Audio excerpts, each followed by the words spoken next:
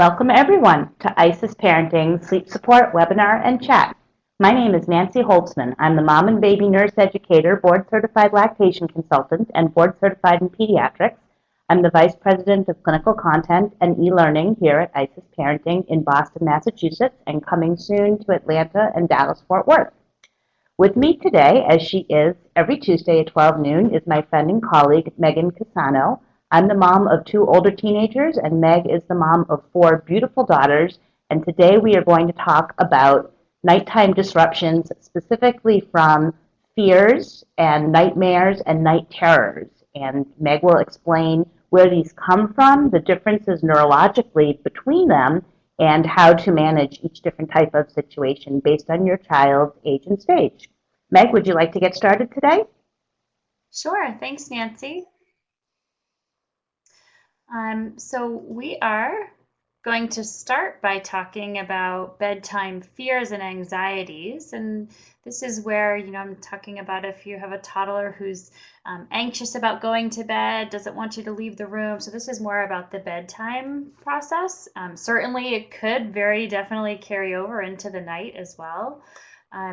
And so it's really important that you as a parent try to evaluate if you feel like this is just normal developmental toddler or preschooler behavior with some limit testing.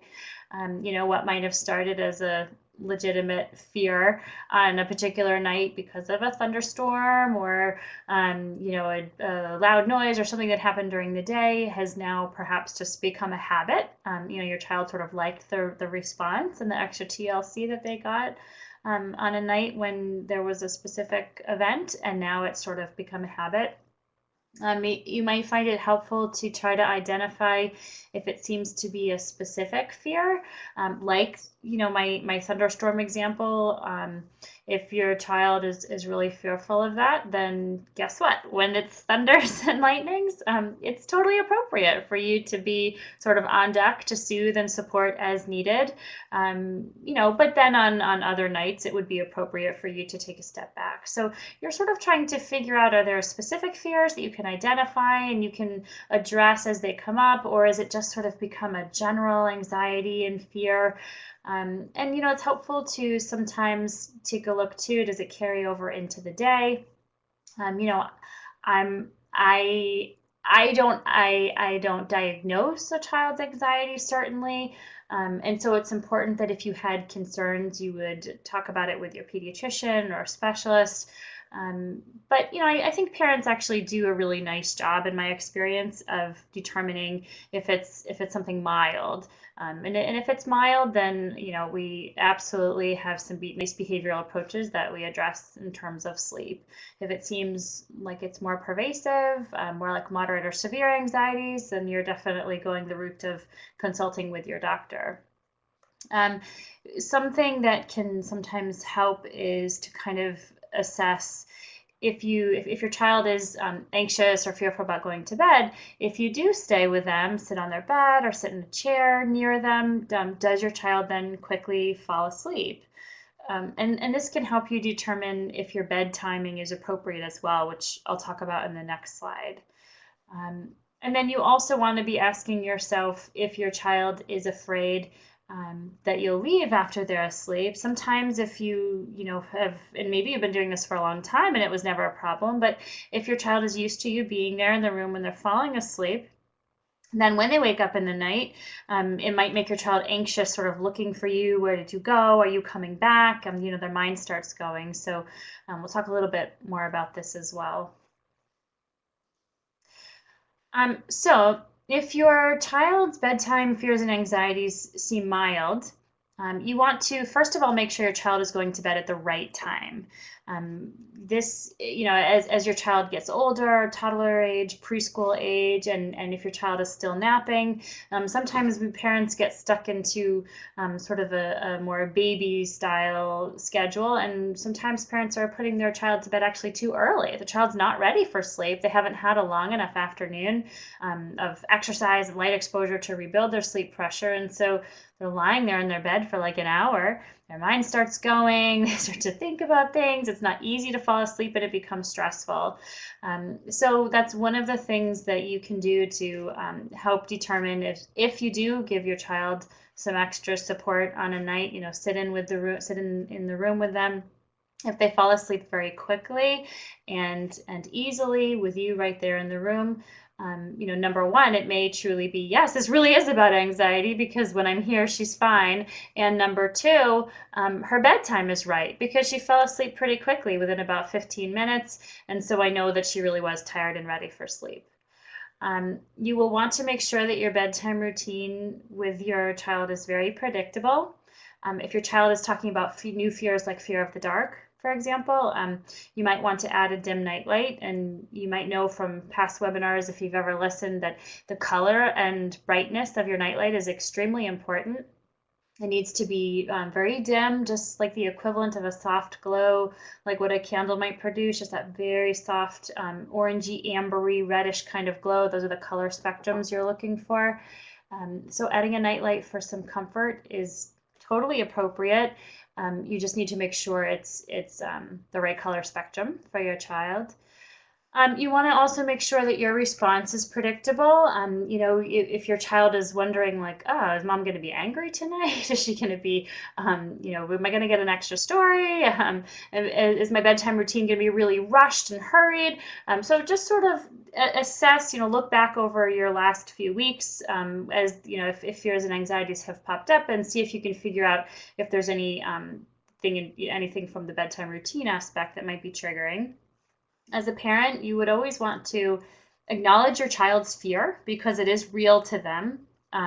Whether it's a bump in the night or a shadow, a scary shadow. So try to use your child's words. Try not to put words into your child's mouth, so that you are really sort of acknowledging them. I understand, mommy's sorry that you heard a noise you didn't like, or so you're kind of coming right down to their level and saying, okay, you think you heard a loud noise, or you don't like that shadow. Use their words to sort of replay back to them, but you don't want to reinforce the fear. So what that means is you don't want to actually be like looking under beds or looking in closets or saying, come here, let me show you, let's look in the closet. Because in a child's mind, that's almost like saying, wait a second, 5 minutes ago, mommy looked in the closet. What if there's something there now?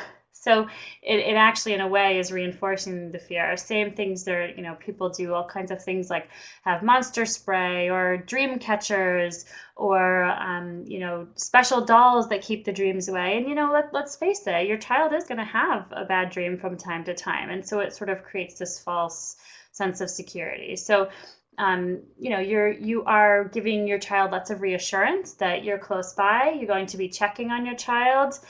Give your child some early tools for coping. This, of course, would be for older children or older toddlers and preschoolers. For example, if they're feeling nervous or upset in the night, give them something to think about, a replacement thought. Like, if you think you see that shadow in the night, try to think about baking cupcakes with mommy, or think about a fun playground that we're going to go to, or try to give them something that they really love. And also, if they have a special animal or lovey or blankie or something that they can hold on to and turn to for comfort in the night, so you're kind of reminding them to be looking to do that too. If you are experiencing some sleep troubles as a result of this, like maybe your child's getting out of bed a lot, coming to look for you at bedtime, and your bedtime routine is getting a little bit out of control, then, again, assuming the anxieties are mild, you would start a supportive check-in strategy for your child if the problem is related specifically to fears and anxieties. And so for this, I would recommend either doing sort of a scheduled check-in style, where you'd be checking on your child frequently, offering them these little bits of information about where you are in the house, what you might be doing. And we have a webinar recorded that you can take a listen to. Or I would do a trading down sleep associations for your toddler as well, which is another very supportive way to sort of gradually remove yourself from your child's sleep environment on the path to independent sleep again. And then, of course, always random rewards are a great positive reinforcement as your child is making progress and gaining confidence. Random rewards are, I love my co-sleep consultant, Teresa, it was Teresa or Joanna, Nancy, maybe you remember, compares them to the slot machine. You don't necessarily know when the reward is coming, but it is going to come, or you're hoping it's going to come, and it's going to be good. So random rewards are always more effective for toddlers than bribes or sticker charts or something that's coming every day. Okay, so moving on a little bit to nightmares. Nightmares are a little different because it's not like when your child is awake and getting ready for bed and they're starting to have these thoughts or fears or anxieties. A nightmare is actually going to wake your child up from sleep. And a nightmare is real. It happens in your baby or child's REM sleep. Which is mostly going, that means most of the nightmares would occur somewhere in the last third of the night, not always, but mostly. So that can sometimes help you identify if it's a nightmare that's going on. It might be in the last third of the night. Nightmares don't happen every single night. So if your child starts telling you every night that it's a nightmare, it might have started as a nightmare, sure, but then it becomes sort of a pseudo-nightmare. And with a nightmare too, your child will truly seem afraid. They might be too afraid to get out of bed, or they might bolt to your bedroom and dive under your covers with you. They're probably not going to take their leisurely time collecting all of their friends and, calmly tapping you on the shoulder. So you're sort of using your parental intuition to help feel out what's going on. A nightmare is usually describable by your child if they're verbal. So, it'd be sort of a specific, like there was a scary man who was chasing me, or something like that, rather than just a sort of general, it was a noise. So the nightmare would be more specific. As far as babies, of course, we don't truly know what a baby, child who's not verbal is dreaming, or if or what or about what they are having bad dreams, and it's sometimes hard to determine too for a young baby or a child who doesn't know how to go to sleep on their own independently. When they wake up in that last third of the night, that's also the time when they're in more of this REM sleep. Okay, and babies are not paralyzed in their REM sleep the way adults are. And so when a baby wakes up in that last third of the night, let me back up for a second. When a baby is dreaming in that last third of the night, they will be acting out their dreams. And we think that babies are dreaming mostly about what they're doing during the day. And so you might have things like cry-outs in REM sleep, even crying in REM sleep, and your baby is actually asleep, not awake, because it's a REM sleep behavior. You might have movements. Your baby might do really cute things too, like sucking and smiling and cooing in their sleep. So, it's a good idea if you have a baby who's doing some cry-outs in the last third of the night to sort of take a step back and ask yourself, are they really awake? Or are they in REM sleep? But then too, you want to evaluate, does my child know how to go to sleep, how to initiate sleep on their own? Because when you're in REM sleep, what you might be misinterpreting as a bad dream or fear might be your baby's frustration in not being able to go back to sleep independently and now having low sleep pressure. That's your baby's sleepiness in the last third of the night, which makes it harder to go back to sleep. So, a lot of a lot of things that happen in the last third of the night, especially with babies, that can make it difficult to determine what is truly going on. Along the lines of babies, again, we think nightmares are probably related to what toddlers and preschoolers are seeing, hearing, or doing right before bed. So it's really important that you keep it as G-rated as you can. Even shows that you think might be appropriate for a toddler. A lot of stuff that's out there really is. It really can be stressful. So keep it very bland when they're young. And even things like if you have the news on in the background, if someone's talking about something in the background, could be upsetting to your child. So if nightmares seem to have become a problem, maybe take a look at what they're seeing, hearing, or doing just before bed. If your child is having a nightmare, yep, they definitely get a free pass on those nights that it's legit, whether that means you going in to be with them or they get to come in to be with you, or you sit in the room until they're able to fall back asleep. That is fine and appropriate if you're comfortable with that. And if you get into a habit, sort of the pseudo-nightmares kind of situation where, what might have started as a legit fear or nightmare sort of starts to get to be a habit, then you'd switch and do your supportive check-in approach in the middle of the night, making sure that your child does know how to initiate sleep independently at bedtime, so that what you're then asking him to do again in the middle of the night is appropriate as well. Okay, so finally, we're going to talk about confusional arousals and night terrors. These two things are very, very similar in that they are both happening during the deeper sleep stages, which is mostly the first third of the night. So again, this is helping you to determine, when are my cryouts happening? First third of the night, last third of the night. Confusional arousals can happen as early as 6 months. So your little baby could be experiencing something like this. A night terror is a sleep disorder. Your child is asleep. And so she won't have a memory of the incident. It will be much more frightening and stressful for you than it will be for your child.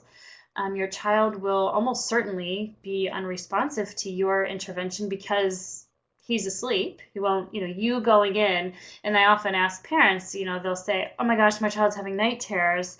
And I'll say, okay, well, what happens when you go in? Say, oh, he's fine. He's so happy to see me. He comes right down. So that would most likely not be a night terror, because when you would go into your child, it wouldn't have any effect. Generally, it's very brief. It lasts just a few minutes, but it can, very scarily be a half an hour, 40 minutes. That's less common.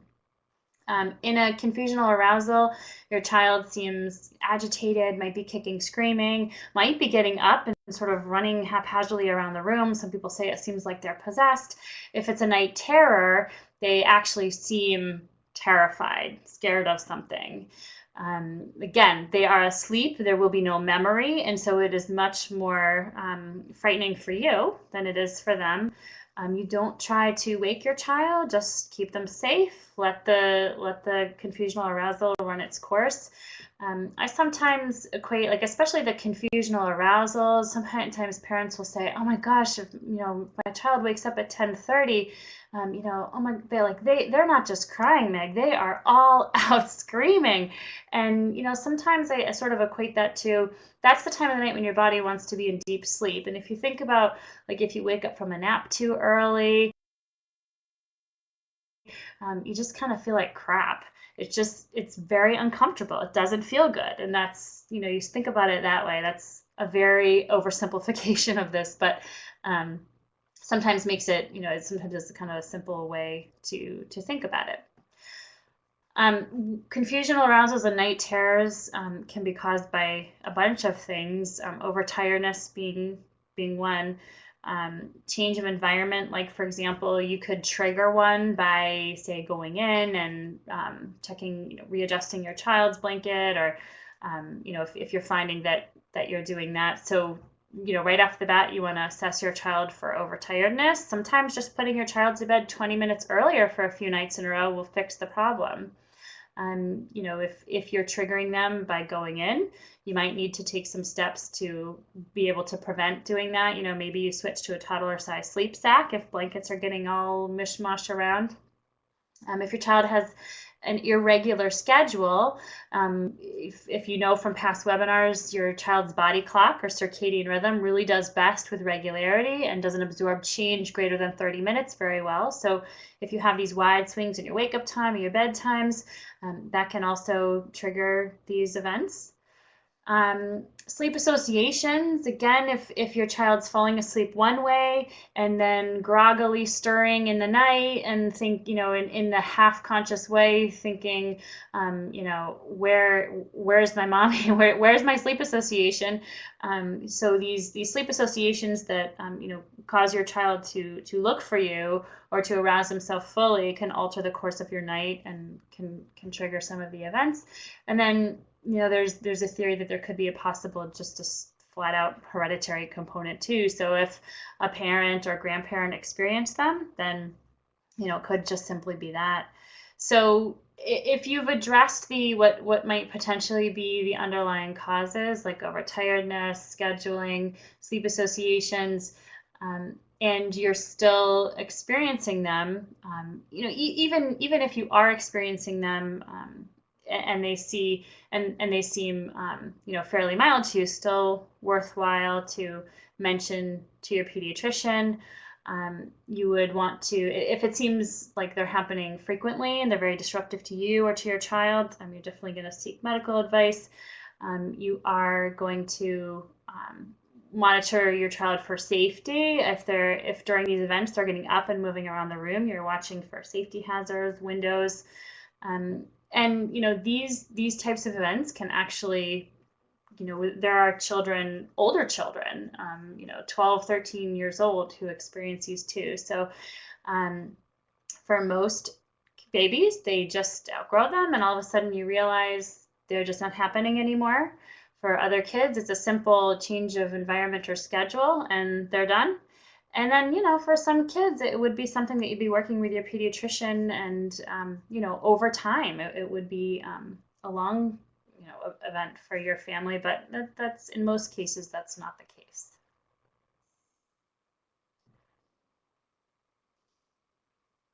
Okay, so I said to Nancy when we were putting this together, this is a huge topic. I could talk for just an hour about bedtime anxieties and how to address them and what they look like and the particulars of each individual situation, or with bedtime fears and so this is a huge topic, but hopefully this gave you a little bit of information on how to pinpoint what's going on with your child and your situation. And if you need more personalized help, of course, we are always happy to do an individual sleep consultation for you as well.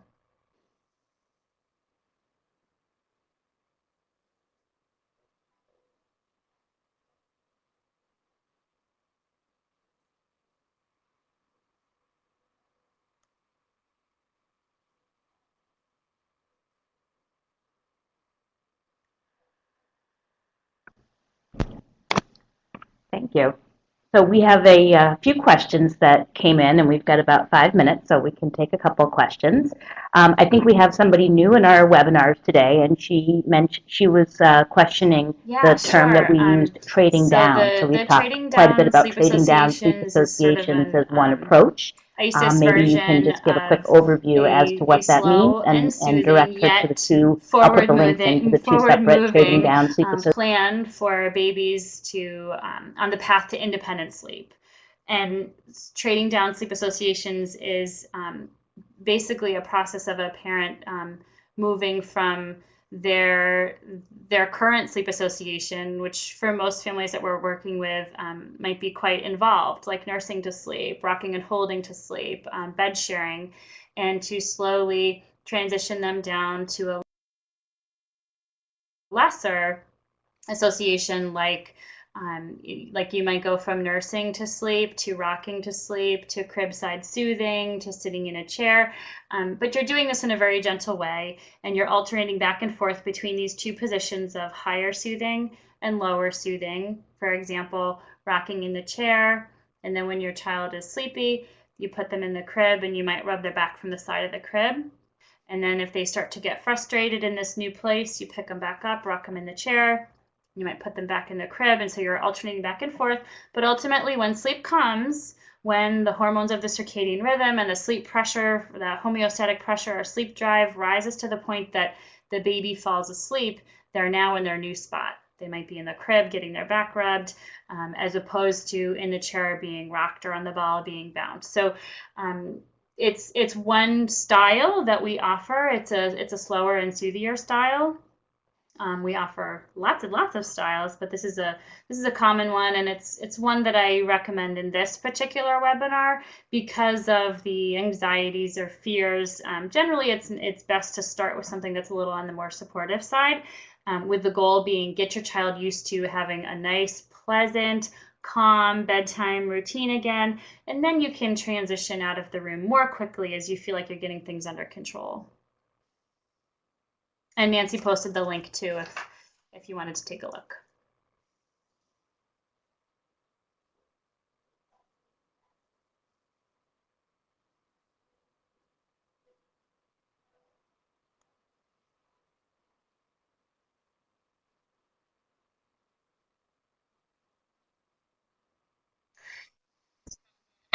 Yeah, and then it's hard too because there's this thing called sleep inertia question too, about this week's topic. Mom wants to know if it would be considered a night terror if the child is just sobbing or crying in his sleep, if it's the first. For example, I'd be curious to know if her baby is initiating sleep independently at bedtime. So in that first third of the night, your baby's body really wants to be asleep, but he's not quite sure how to do that on his own, and so he's waking up, but he doesn't want to be awake, so it's uncomfortable. It's that uncomfortable feeling. So, a night terror really is scary. I mean, the child actually seems terrified, and if you went in and picked him up and rocked him, he probably wouldn't calm down. So I'm guessing it's probably not a night terror. Could it be a confusional arousal? Could it be sleep inertia? Yeah. So I would say take a look at your bedtime routine. Is your child overtired? Is your child initiating sleep independently? Are you being really consistent? So a lot of things to take a look at and try to tease out what exactly is going on there.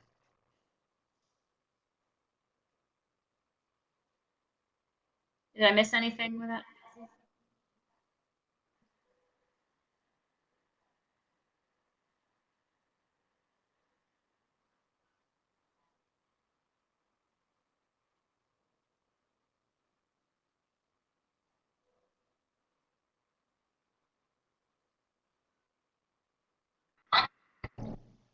Okay, great. I have an interesting question. I really like this one. It's a big question, but I think you'll enjoy answering it because we really can pull in the science and biology and circadian rhythm of sleep. The question is, can you speak a little bit about the role of having a consistent schedule? My husband and I often disagree on how important it is to stick to a schedule. I think it provides helpful structure. He finds it stressful if bedtime is at 7, then actual bedtime at 7:15 is a failure in his eyes. How rigid should we be to help with occasional night waking, and how much of the advice, don't worry, I'll go back on this, how much is of the advice to have a consistent schedule driven by research versus society's values? Is it a convincing argument that a baby whose bedtime is whenever is able to go to sleep whenever? Susan, if your Is it husband a convincing needs argument? convincing So basically, she's asking about the bookends to the day and achievable bedtime versus the parents' it's science. There's identified no, bedtime, I guess. I mean, it's pure research. It's factual. Yes, your baby's circadian rhythm does best with regularity. Now, 7 on the dot, is the 7:15 bedtime a failure? Absolutely not. Like I said in the webinar, the circadian rhythm can absorb change up to 30 minutes, fine. So we recommend your bedtime fluctuates, but in the same 30-minute window, and that your wake time fluctuates within the same 30-minute window as well. This allows you some give and take based on how are your naps, were they crummy, maybe baby's going in a little earlier. If you have something to do, maybe baby's going in a little later, but on a day-to-day basis, you are regular, not rigid, regular. Are you going to have off nights because you're going to have a family party or a society, thing that I think your husband might be talking about? Sure. And that's fine. But if you expect your baby to be a good sleeper, and you'd like your baby to be a good sleeper, you have to provide your baby with the appropriate schedule, environment. It's only fair. If you're not doing that, then I wouldn't even start you on a sleep intervention because it just would be a mixed message for your baby. So I don't know, Nancy, I'm getting in my soapbox too much here, I think. Um, Now, I do want to say it doesn't matter to me if your baby goes to bed at 7 or if you want your baby to go to bed at 10. That I don't really care a whole lot about as long as it's regular and as long as your baby's getting enough sleep overnight. How's that?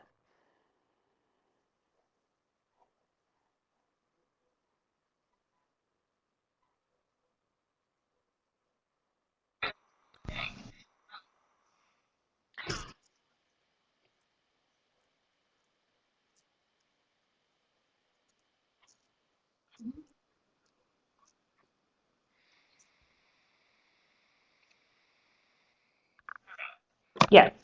I think one thing we often will talk about is that there's so many different ways to parent and to manage feeding, discipline, sleep in your home. So we focus on is it safe and does it work for you? And there's many different ways and places for parents and babies to sleep or to share sleep. And we focus on making sure that it is both a safe environment for sleep and that everybody in the family is getting the sleep that they need. So some people really thrive on having flexibility, and some nights they like to go out, and and some mornings they sleep in, and if their baby or toddler is flexible and can kind of roll with the punches there, then it may not be critical to them that everybody follows a predictable routine. Other parents really like that predictability of knowing that bedtime routine starts at 7:15, and by 7:45 the lights are off and the child is down and either asleep or working on it.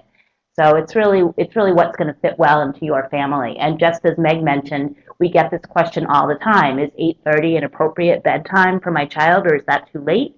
And it really doesn't matter what time your baby goes to sleep. What matters is, for example, for a 9-month-old baby, is your baby getting approximately 12 hours of nighttime sleep with maybe one feeding in there or one resettling, or looking at what is the morning wake up time is relevant in terms of when the baby goes to sleep. Just like people will ask, well, what temperature do I keep the baby's room? And that's only one part of the equation, because the room may be kept warm or the room may be kept cold, but how you're dressing your baby for sleep impacts that as well. So it's not just the bedtime, it's what time your child wakes up. And it's not just whether or not you keep the room at 70 degrees, it's how bundled or, Me or too. I undressed like your that child is. story because There's so it many was a facets. couple who I think went that's why the sleep dancing in the consults are so evening. I key, think it was square because we dancing. can I always really like, oh God, is understand she going to be listening the here? I'm talking lifestyle about of the her. I'm family and keeping their her anonymous. parenting styles And and what their focuses yeah, and and goals they are, went and then out like help at, them they work didn't get toward home a, until like a 9:30, and they developmentally and wanted to bring their baby. age-appropriate So goal. we set Meg, up a briefly schedule just where they tell could that do story that, about the bring family the that used baby, to but like to of take course, their the toddler baby out was dancing. sleeping That's in the story until that like you like 8:30, nine before we o'clock in the wrap. morning. So, it worked for them. It wouldn't work obviously long term when your child has to be getting up for preschool or to get on the school bus, but in babyland, it can be fine.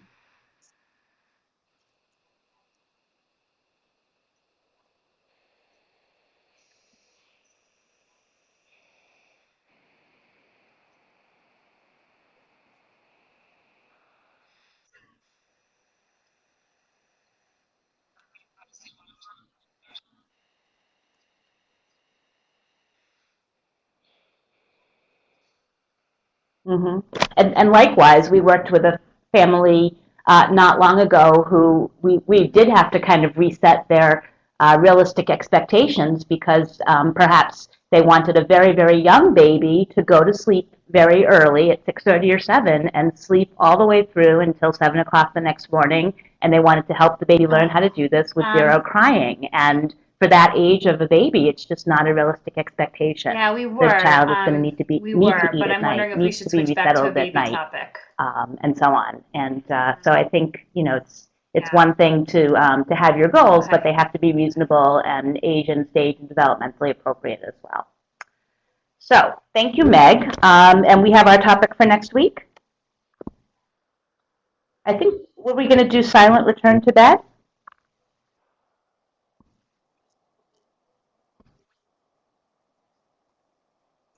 Yes, let's do that. Okay. If you, we can announce it on Facebook. Excellent. Thank you so much. Meg, thank you for sharing your info as always, and thank you for everyone who attended today, particularly some of our first-time people. We'll be back next Tuesday, and I will announce the topic on the website and on Facebook. Of course, on Thursday is our breastfeeding and pumping webinar, and this week it's all questions and answers. And tonight we have positive discipline, expert speaker webinar, and tomorrow we have prematurity prevention and awareness webinar. So it is just a big week in the webinar world. And I will put a link to all of those. You can just go to the online learning page and you'll see all of